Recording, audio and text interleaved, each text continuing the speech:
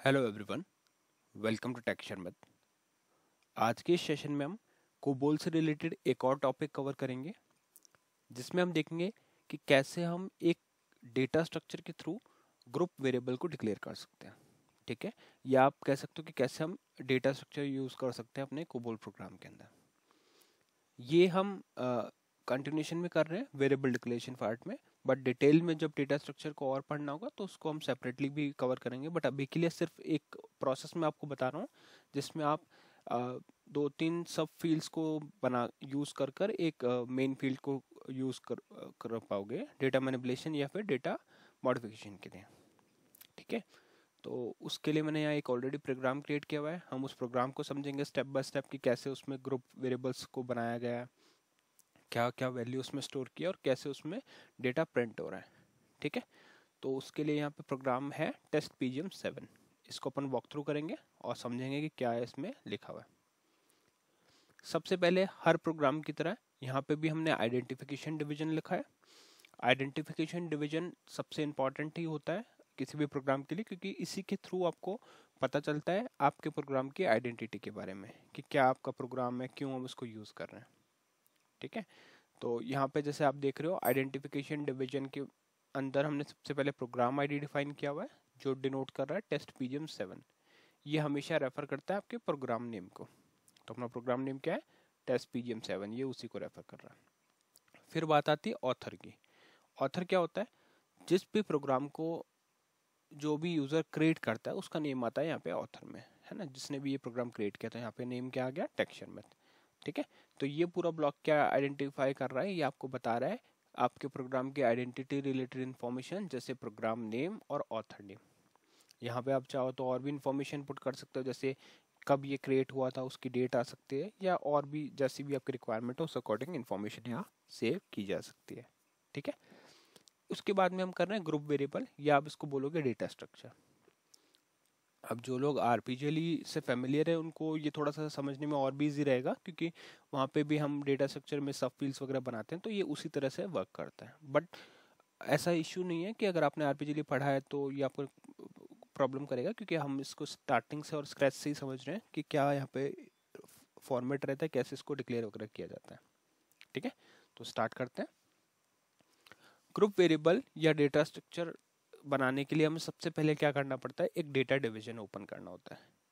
अब data division क्या होता है? जब भी आपको कोई वेरिएबल, डेटा स्ट्रक्चर या इस तरह की कोई भी चीज़ डिक्लेयर करनी हो जो आप फर्दर प्रोग्राम में यूज़ करने वाले हो, तो उसके लिए आप क्या बना दोगे? डेटा डिवीजन बना दोगे। अब उस डेटा डिवीजन पे हम क्या करेंगे?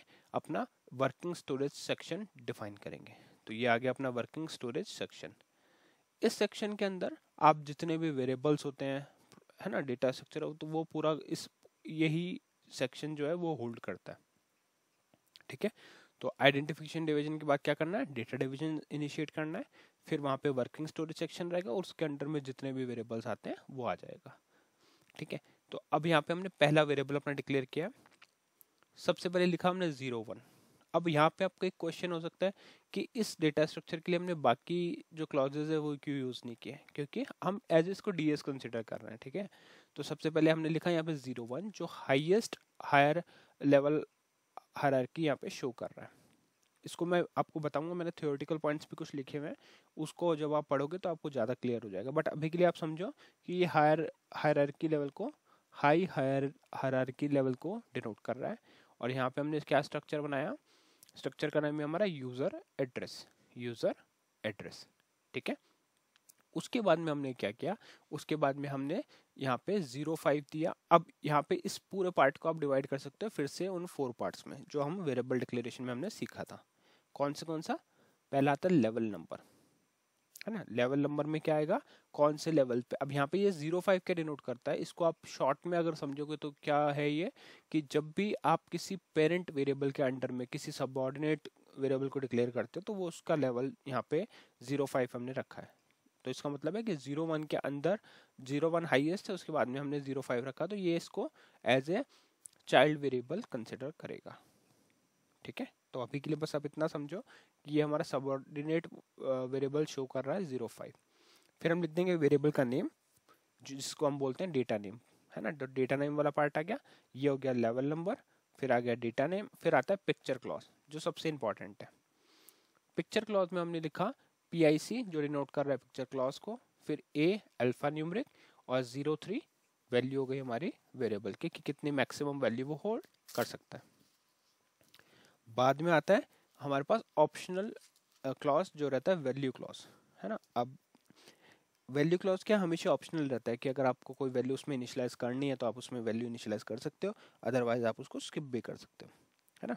अगर आपने RPGL पढ़ा होगा तो वहाँ पे हमने देखा था कि INZ कीवर्ड एक रहता है, तो उसी INZ कीवर्ड की तरह हमारे पास क्या रहता है यहाँ पे, हमारे पास रहता है यहाँ पे वैल्यू क्लॉज जो डेटा डिक्लेरेशन के टाइम पे ऑप्शनल क्लॉज रहता है और आप चाहो तो इसको स्किप भी कर सकते हो। अगर आपको कोई वैल्यू उसमें इनिशियलाइज नहीं करनी है डेटा डिक्लेरेशन के टाइम पे तो आप इस वैल्यू को स्किप भी कर सकते हो, अदरवाइज आप इसको रखोगे और इसमें वैल्यू इनिशियलाइज करोगे, ठीक है। तो ये पूरी लाइन में हम अगर इसको 4 पार्ट में डिवाइड करें तो क्या क्या आ गया, लेवल नंबर आ गया जो डिनोट कर रहा है कि ये सबऑर्डिनेट है ना, सबऑर्डिनेट वेरिएबल 05। फिर आ गया data name, data name denote कर रहा है आपके प्रोग्राम के वेरिएबल नेम को, तो जब भी आपको इस प्रोग्राम में इस वेरिएबल को कहीं यूज करना होगा तो आप इसी नेम से इसको यूज करोगे, ठीक है। फिर हमारे पास आ गया पिक्चर क्लॉज। अब ये वाला पिक्चर क्लॉज क्या बता रहा है कि आप इसमें अल्फा न्यूमेरिक वैल्यू स्टोर कर सकते हो, कितने लेंथ तक की, 3 लेंथ तक की, मैक्सिमम लेंथ कितनी हो सकती है उसकी 3। तो ये किस पार्ट में आ गया, ये आ गया अपना पिक्चर क्लॉज में, ठीक है। उसके बाद में हमारा आता है वैल्यू क्लॉज जो ऑप्शनल है, इसमें आप अपनी वैल्यू इनिशियलाइज करते हो। उसी तरह हमने क्या किया, एक और वेरिएबल डिक्लेयर किया स्टेट नेम से, है ना। लेवल नंबर इसका भी सेम है, यहाँ पे स्टेट है, पिक्चर क्लॉज सेम है और वैल्यू चेंज कर दी XYZ। अब होगा क्या, जब भी आप इस वेरिएबल को प्रिंट करोगे जो आपका मेन वेरिएबल है यूजर एड्रेस, तो वो इन दोनों के कॉम्बिनेशन का आउटपुट ला के देगा, मतलब ABCXYZ। पर आप इसको इंडिविजुअली भी प्रिंट कर सकते हो, ठीक है। और आप चाहो तो इसको एक साथ ग्रुप में भी, इसीलिए इसको ग्रुप वेरिएबल रेफर किया जाता है कई बार कि अगर आपको उसको ग्रुप में प्रिंट करना तो आप यूजर एड्रेस प्रिंट कर दोगे, अदरवाइज आप क्या करोगे, इंडिविजुअल वैल्यू भी प्रिंट कर सकते हो।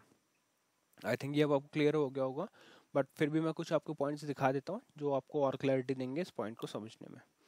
तो यहाँ आप देखो हमने लिखा हुआ है पहले वर्किंग स्टोरी सेक्शन का कि this section is used to declare variables and data structure that are required for the processing of the program.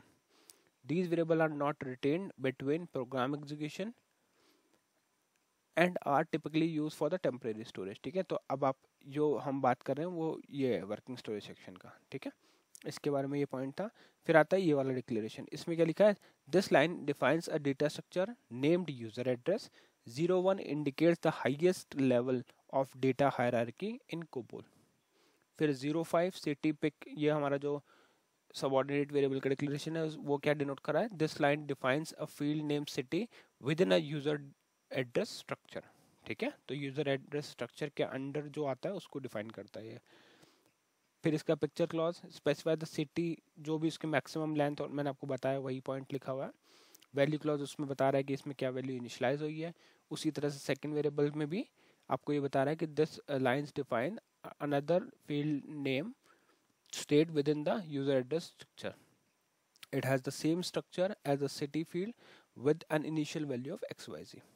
अब यहाँ पे नोट करने वाली बात क्या है, कोबोल में 05 लेवल नंबर क्या करता है, use to denote a subordinate और child item within the higher level group item. तो हमारा हायर लेवल ग्रुप आइटम कैसे आइडेंटिफाई होगा, 01 से, और चाइल्ड और सबऑर्डिनेट लेवल ग्रुप आइटम कैसे डिनोट होगा, 5 से। क्लियर। तो ये हो गया अपना दोनों पॉइंट का डिस्कशन। फिर हमारे पास आता है अब इस चीज को समराइज करेंगे तो क्या आएगा, कोबो in this COBOL code snippet defines a data structure user address that contains two fields, city, state, each initialized with default value. This structure could be used to store and manipulate user address information within a COBOL program. तो ये हो गई अपनी summary, ठीक है। तो I think ये हो गया। अब इस डिक्लेरेशन के बाद में हमने बस एक प्रोसीजर डिवीजन बनाया और उस प्रोसीजर डिवीजन में वैल्यू को प्रिंट करके दिखा यूजर एड्रेस की, और स्टॉप रन से प्रोग्राम को हमने स्टॉप कर दिया। तो इसको एक बार कंपाइल करके देखते हैं आउटपुट क्या प्रिंट कर रहा है। कॉल किया ना, यहाँ पे आउटपुट आ गया abc.xyz। अच्छा एक चीज और ट्राई करते हैं, क्या ये इंडिविजुअल वैल्यू प्रिंट कर पाएगा, देखते हैं। डिस्प्ले यहाँ पे आ जाएगा आपका सिटी, और यहाँ पे इसको इस तरह से लिख के एक बार देखते हैं कि ये प्रिंट करता है क्या। इसको कंपाइल किया, कंपाइल हो चुका है, कॉल किया, पहले इसने ABC XYZ प्रिंट किया और फिर इसने ABC प्रिंट किया। इसका मतलब आप इसके इंडिविजुअल वैल्यूज को भी यूज़ कर सकते हो और साथ में जो ग्रुप वैल्यू है उसको भी यूज़ कर सकते हो। ठीक है, सिमिलरली आप सिटी स्टेट भी अगर डिस्प्ले करना चाहो तो यहाँ आ जाएगा डिस्प्ले स्टेट। और जैसे मैंने आपको स्टार्टिंग में जब हम कोबोल के एडवांटेज देख रहे थे तब हमने सीखा था कि देखो कोबोल बिल्कुल इंग्लिश लैंग्वेज की तरह है। यहाँ पे आपको सिंपल देखते ही समझ में आ रहा है, डिस्प्ले स्टेट मतलब स्टेट को डिस्प्ले कर रहा है। ठीक है, तो I think in easy example से आपको ये चीज़ क्लियर हो रही होंगी कैसे डिक्लेरेशन वगैरह होता है। तो इस सेशन के लिए इतना ही था। इसमें हमने मेनली देखा कि कैसे ग्रुप वेरिएबल हम डिक्लेयर करते हैं। नेक्स्ट सेशन में हम बाकी टॉपिक डिस्कस करेंगे। So thank you for watching टेक्शन में।